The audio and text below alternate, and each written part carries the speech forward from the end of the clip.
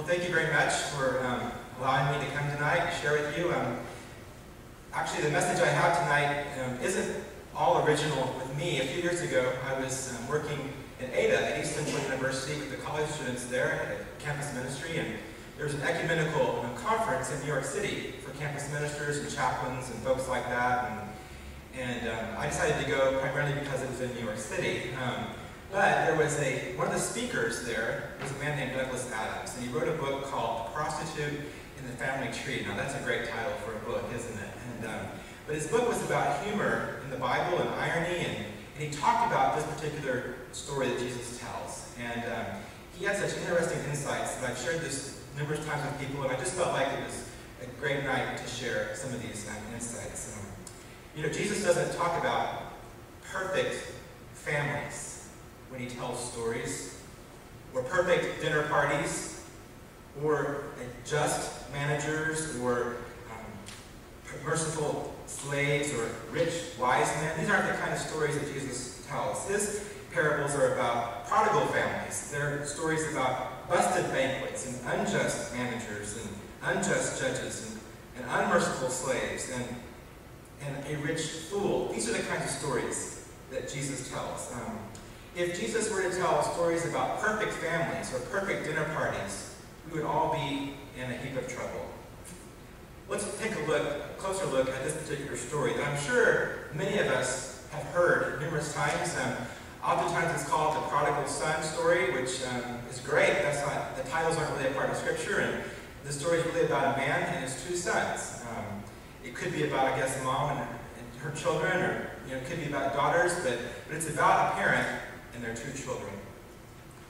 And the story opens with the younger son saying to his father, "Give me the share of the property that will belong to me when you die," right? That's what he's saying here. I mean, could you imagine going to your dad or your mom and saying to them, "I would like to have whatever it is you're going to give to me whenever you die and the will's open"? I mean, I'm just curious, what would your dad say? If you went to your dad, called your dad up right now and said, the preacher tonight said we should ask for our share of the inheritance. What do you think your dad or your mom would say to you? Anybody have any wild guesses on that? Do what? No? Just no? Maybe a little bit stronger than that, maybe. Or maybe, what do you want this for? Or are you crazy? Or they might just hang up on you, right? I mean, we have this, it's as if the younger son is saying to his dad, "You're dead to me." That's what he's really saying to him. And then we have the dad immediately granting the request, don't we? And not just giving the younger son what he would give to him, but giving the other son, the older son, his share as well.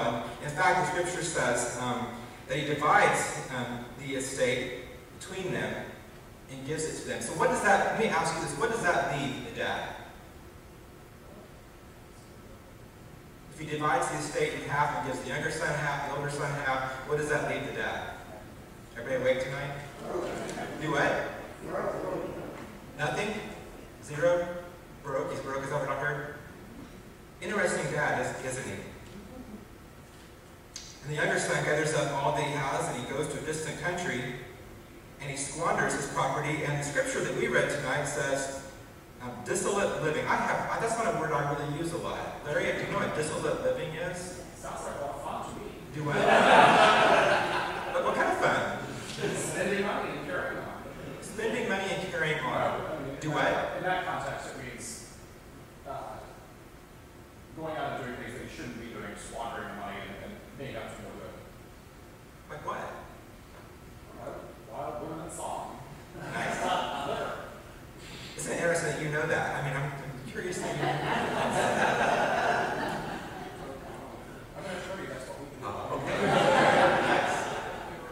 It's interesting because if we were to actually look at the meaning of this particular word, it could mean that. It very well could mean that. And of course, Larry didn't read the rest of the story, where we have the older brother later on will say to the younger brother, say to his dad, and we'll get to that in a minute, he squandered all this on prostitutes and all that kind of stuff.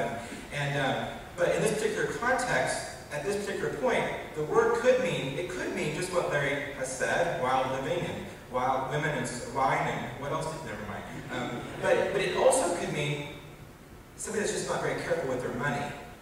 Somebody that perhaps didn't keep, track of where they're spending their money, and maybe they spent more than they actually had, that kind of, the check bounced, or maybe they weren't very wise about investing into certain companies, they invest into some company and the company goes belly up, and so he's just not very wise with his money, and so if that's the case, if the people were hearing Jesus telling the story, and they're thinking that this young guy didn't really know how to take care of his money,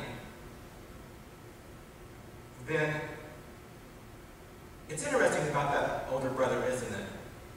How did he know that his younger brother had wasted that money with prostitutes and wild living? Have you ever thought about that? How did he actually know that? That's an interesting thing to consider. I'm curious, how many of y'all have an older brother or sister? How many of you are the younger brother or sister, or you are the older brother or sister?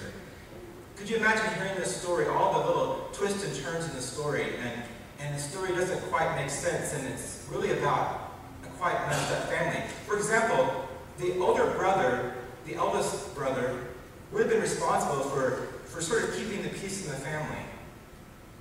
When the younger brother came to his dad and said, "Dad, give me the share of the inheritance," and it says, he should have come to his younger brother and said, "Hey, look, Squirt, this isn't how we're going to treat the old man, We're going to wait. We're going to wait till he kicks the bucket, then we'll get what's coming to us." I mean, it was his responsibility to make sure that things were done right. And there was a lot of stuff to probably gather up. So the younger brother takes a while to gather all this stuff up and leave. He could have gone to his dad and said, "Dad, this isn't right, don't do this." I mean, we're finding out about the older brother, different things about him.